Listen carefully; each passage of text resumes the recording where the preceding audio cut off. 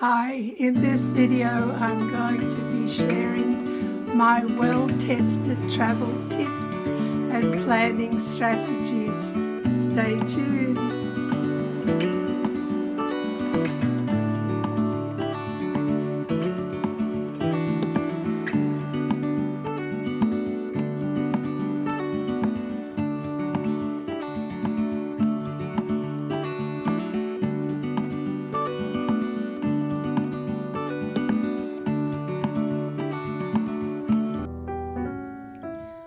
Hi, welcome back. I'm Lynette. I'm an Aussie baby boomer and I started my solo travels in 2003, and up until recently I was based in either Vietnam or Cambodia. During that time I undertook travel across the world, and I worked out just recently I've actually been lucky enough to visit 33 countries and every continent except Antarctica, and I'm not really keen on adding Antarctica to the list because it just feels cold. So let's get started with tip number one. I confess that I have a bullet list here because I don't want to forget anything. So forgive me as I look away to check my list. I know the very first thing on the list is passport. Yes, you need a passport. You also need a passport that has at least 6 months validity.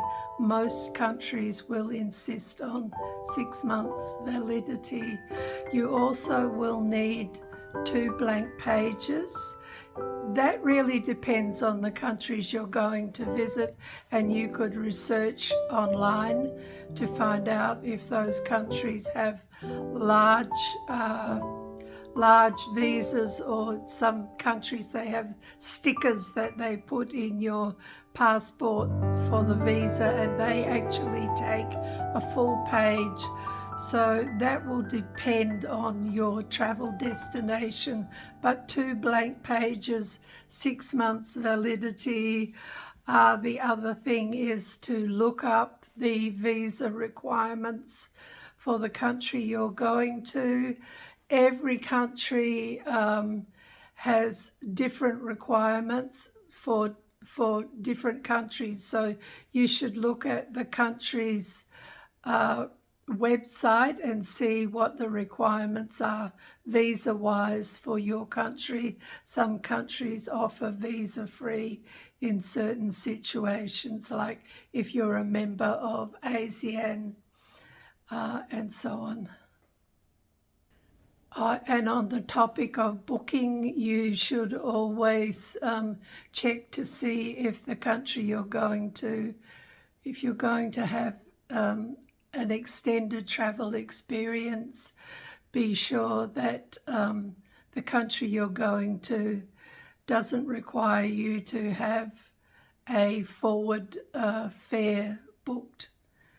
That is a guarantee that you're going to leave the country. That is a forward fare book that guarantees you're going to leave the country at the end of your stay. And when it comes to booking, I suggest that you don't use a third-party booking agent. Companies like Webjet, Kayak, Expedia, even Skyscanner, they're really good to check fares and find out which airlines are doing the particular route that you're going on. But booking with a third party, which is what they're known as, can create problems for you. If you have to alter your fare or you have to cancel your fare, you'll find it just gets really complicated. So stick to booking your fare directly with the airline, and you will find that way you get the very best service if you need to cancel a fare, get a refund, or change your route. In Australia, we have what is known as Smart Traveller, and I'm not sure what other countries have, but it's a good idea to register with them. They've changed their service a little bit now, and what you do is you subscribe, and that way they have your email address and they will send you any alerts. For instance, if there's been an earthquake or war or flooding, that kind of thing in the area where you might be traveling. So that's really helpful. In all situations when it comes to travel, research, and your intuition is your best gift along the way. That's one thing that solo travel teaches you. It teaches you to trust yourself, have confidence in the choices that you make. Okay, back to the practical things. Print off a copy of your travel insurance. Travel insurance, I believe, is an absolute must if you're going to travel, because although hospital treatment in some countries and doctor's visits are relatively inexpensive, if you need to have an air ambulance out of the country, it is just frightfully expensive, and you don't want your friends and family having to be mortgaging their homes or running a GoFundMe for you. Another practical thing which you can do, which saves a lot of stress if it's necessary and if it's needed, is to have a printout of your insurance policy with you somewhere in your suitcase. It's not really going to take up a lot of space, and if you need to refer to it or someone else needs to refer to it on your behalf, it's really handy to have a copy. The same thing with your passport, a copy in your luggage. The other thing that I do and have always done is email to myself my passport details, travel insurance, contact numbers back home, because sometimes, you lose your phone gets stolen, things happen along the way, and so being prepared just takes the hassle out of your travel experience. Scam, scam, scam, scam alert. So scams do happen, but they really shouldn't frighten you. Again, your intuition is really your best friend in these circumstances. And we know that most scams tend to happen at arrival points, whether it's a ferry arrival point or an airport. That's where those scammers are often at play. And also at major tourist attractions, you'll find those touts. There's those well-known touts that hang out at museums and famous temples and palaces, etc.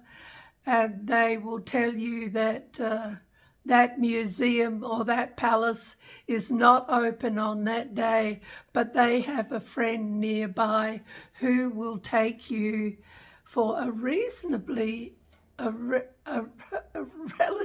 reasonable fare to one that is even better. So beware. That museum is more than likely open, and if you've done your research, you will know that it is open on that particular day.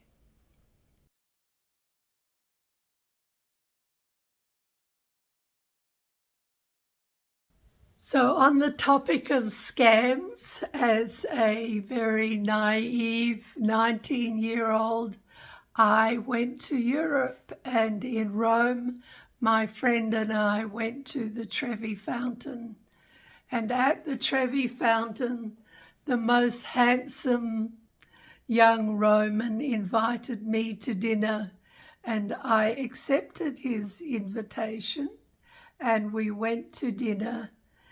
I was pretty naive in those days, but somewhere along the way I started to, I guess intuitively, some red flags were flapping in the wind, and we got to the end of the meal and the bill arrived. It was a beautiful meal. The bill arrived, and my Roman companion started patting down his pockets in his shirt and in his trousers and told me, "Oh, oops, I have forgotten my wallet." Well, it turns out I wasn't quite as naive as he thought, and I said to him, "I don't know where I got this from," because I really was quite naive in those days. But I said to him, "I will pay for my meal and I will leave you to deal with yours." And I left the restaurant.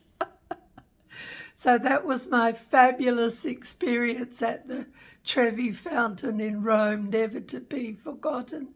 So there's all kinds of scams out there, so beware. I learned afterwards that this was something that a lot of students did, picked up tourists in order to get a free meal.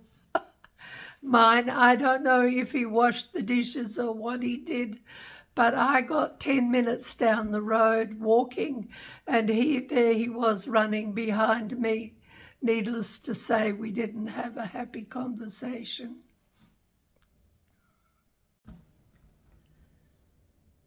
So thanks for joining me, and I hope that you have found some of my tips and suggestions helpful. I'll be sharing more in my next video, going through those bullet points to see what I've missed and adding more too, because I have quite a list there to share with you. Good luck with your planning and your dreaming. Remember that research is your best friend. Google, Google, Google. And these days AI is also helpful with travel research. The days of the Lonely Planet are pretty much gone. That used to be a trusted companion of mine. And if you've been through my site and checked out some of my other videos, you will notice that one of my other passions with a Z is tarot reading. So I took out my intuitive tarot deck and I found a card just for travelers. This is it. And it reads, "Trust my intuition. I listen to my inner wisdom and allow it to guide me." And that really is a perfect card to take with you on your travels. Trust your intuition, trust your gut, and research, research, research. See you in the next video. Bye for now. Oh, and don't forget to subscribe. If you subscribe, you will get notice then of my next video when I first post it. Bye for now.